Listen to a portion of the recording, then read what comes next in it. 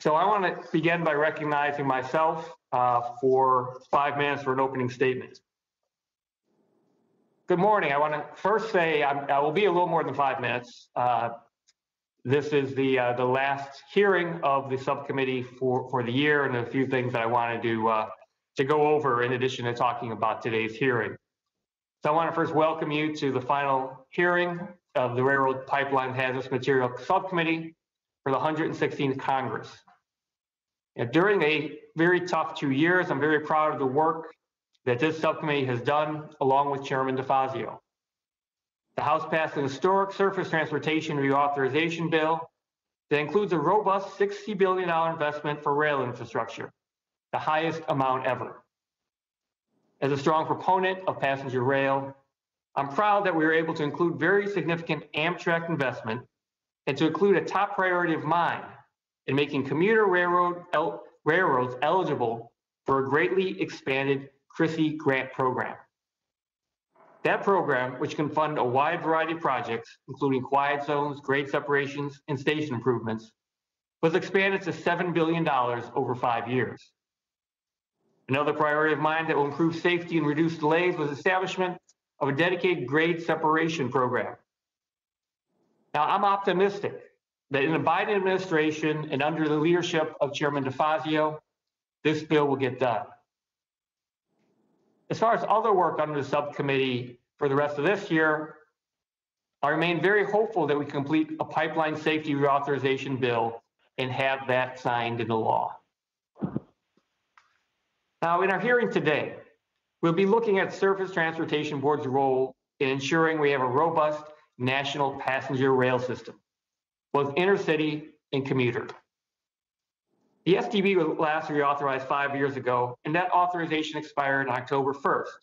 So this is a good time to be talking about this issue. I'm also hopeful that the STB will get its full 5 confirmed board members, which was authorized in the 2015 bill. I'm not just a big supporter of passenger rail. I'm a frequent passenger on both Metro commuter rail at home and on Amtrak. To achieve a more robust passenger rail system, both intercity and commuter, we need to do a few things. First, we should significantly increase the amount of public investment in rail infrastructure. Second, we'll have to expand our domestic rail supply industry so we can meet the demand. Finally, we'll need to establish a more balanced and efficient process to utilize existing trackage, much of which is owned by freight railroads, for expanded passenger rail service. Trying to expand passenger rail service on new right-of-way is just not feasible from a cost or time perspective in a majority of the country. In the places that it is feasible, we should have public investment while also encouraging private investment. But where this is not feasible, the expansion of current rail lines does not need to be contentious. Investments by the public sector to establish or expand passenger rail service can also help freight railroads by increasing freight capacity when not used by passenger rail service. This model in particular has been used to great success by BNSF Railroad. The Surface Transportation Board is a critical part of this future, which is why I wanted to have a hearing focused on the STB's role in helping achieve a better and more expansive passenger rail system.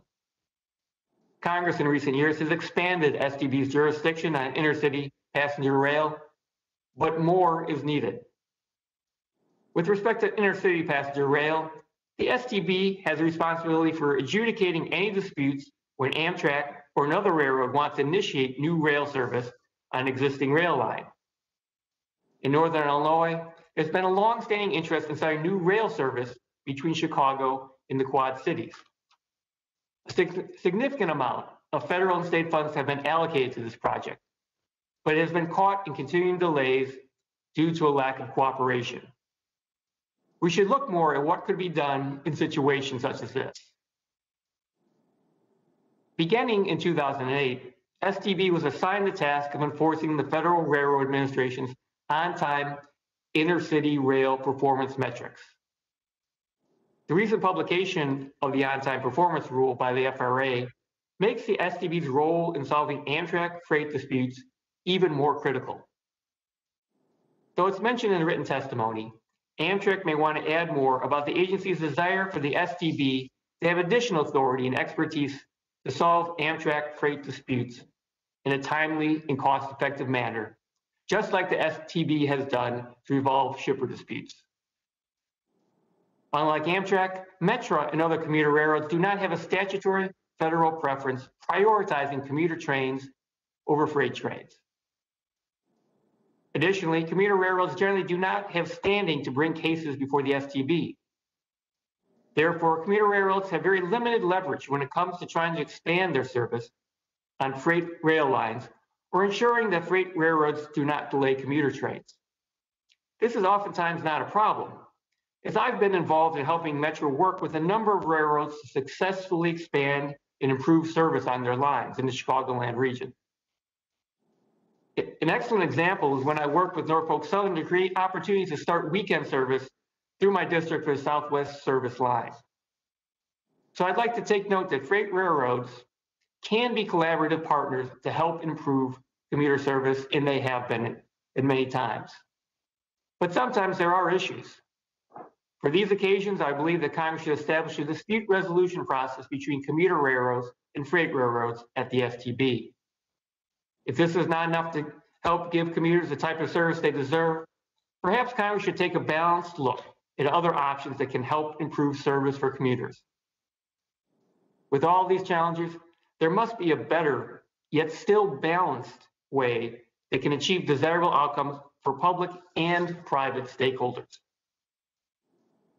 I look forward to hearing from all of our witnesses today on the role of the Surface Transportation Board in helping achieve better passenger rail system. I'd like to welcome two witnesses in particular today. One is Metra's new chairwoman, Romaine Brown. Chairwoman Brown made history this year as the first African-American woman to chair Metra. She brings a lifetime of experience in public transit in Chicagoland to the position. Second, we have Marty Overman, current vice chair of STB, who I've known for about 45 years, although I hate to admit that for either of us. I believe this is the first non-confirmation congressional hearing he has testified at. So a warm welcome to both of you and all of our witnesses. With that, I thank everyone for their indulgence for this time here, and I'm going to yield to Ranking Member Crawford for an opening statement.